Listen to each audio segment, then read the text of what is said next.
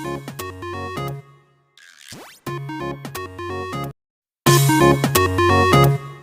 guys, si people, it's I here. Welcome back to another video here in my channel. Ano ba yan? Ba't ka nagre-reflect Kasi kag ganyan, di ko kayo makikita talaga. So, ayan, today nandito tayo sa sink area. Because, maghugas tayo ng plato. But yeah, anyway, I just wanted to ask you something, guys. Ako lang ba or kayo din, tinatamad din kayo maghugas? Kasi of all the tasks and chores dito sa bahay, paghuhugas ng plato yung pinaka-hate ko, pinaka-ayaw ko talaga kahit kailan. Yeah. Kailangan nyo ba ng cleaning motivation? Kasi ako kailangan ko, pero walang magmo-motivate sa akin, kundi sarili ko lang din. Ano ba?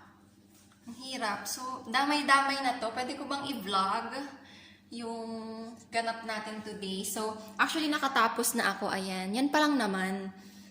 Pero nagre-reklamo na ako. So, ayan. Yan yung sink ko barado. Siyempre, may mga particles dyan sa loob.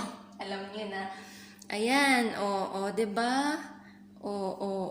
Ang dami. Punong-puno, hanggang doon. Hanggang doon. Ganon ka. Ako kakalat. Naipon yung mga hugasan ko. Natamad ako talaga, honestly. Pero, syempre, anong oras na? It's almost 5 na naman yata ng hapon. And, pauwi na naman yung boss, pero wala pa tayong na-accomplish sa kitchen sink. Ay, nako talaga. Baliw na ba ako? At anyway, pati ito biniblog ko. Pero yeah, anyway, let's do this. Samahan niyo ako at maghugas mood tayo. I-delete ko din tong video na to. Gusto ko lang maging masaya. Charot! Charot! Nagdamay ka pa. So, ayan. And by the way, guys, alam niyo ba, kapag ka medyo nagre-reklamo na ako, dinadaan ko na lang sa kanta-kanta, ganon. Kung ano na yung maisip kong gawin. Yeah. So yeah, anyway, push na natin yan. Mag-time-lapse tayo para makita nyo kung paano ko siya tapusin. Kasi honestly, hindi yan matatapos kung walang nakatutok. Diba?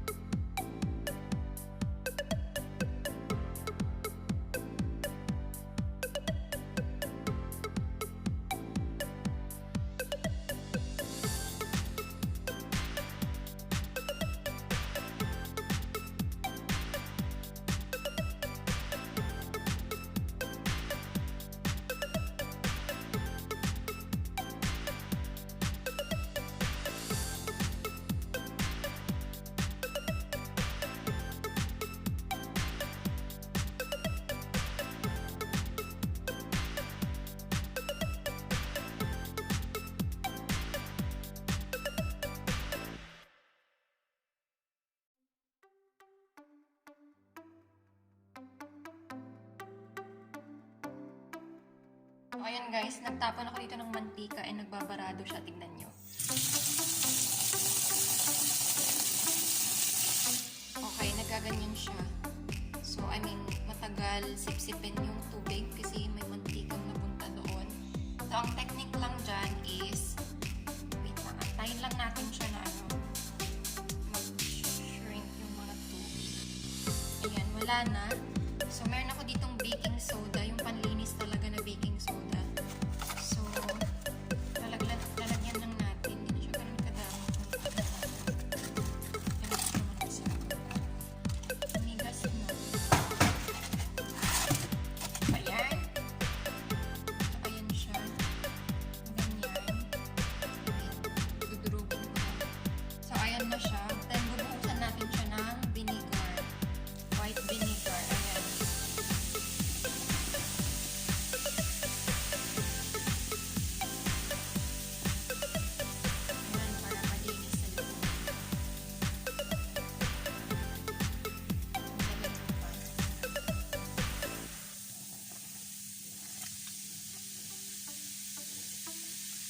Satisfying siya, guys. Ayan.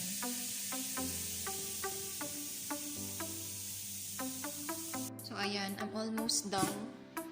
I-scrub ko na lang yung sink. And very quick.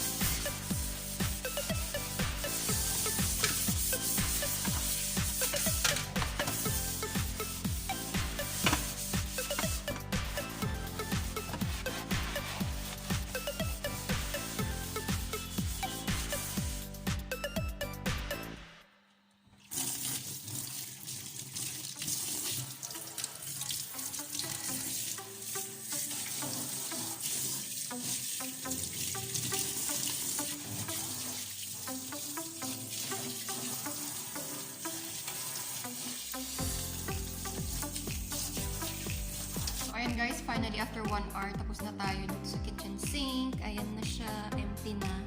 And dito, wala na din yung mga pans. Ayan. So, push. Doon na lang yung magulo. Tapos doon. Tapos dyan. And dito. So, yeah. Continue na natin to. Lahat na ng part ng kitchen, isama ko na din para malinis na talaga.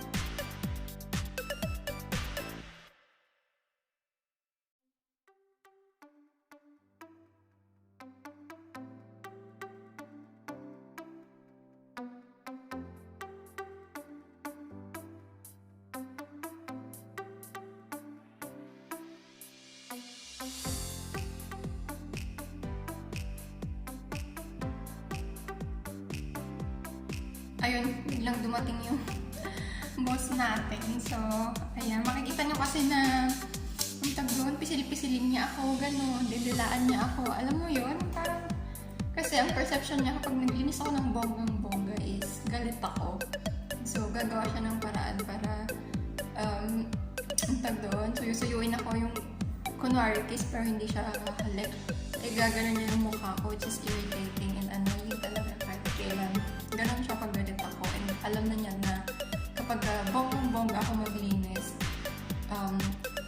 inaano ko yung frustration ko doon sa mga gawain, gano'n.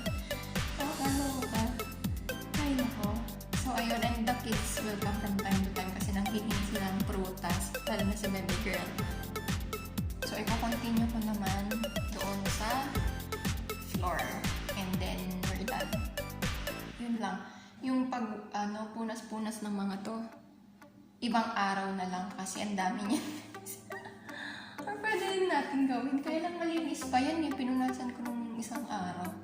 Kaya mo na yung floor na kasi yun yung magpapatagal sa akin. So, yeah, let's do this tayo.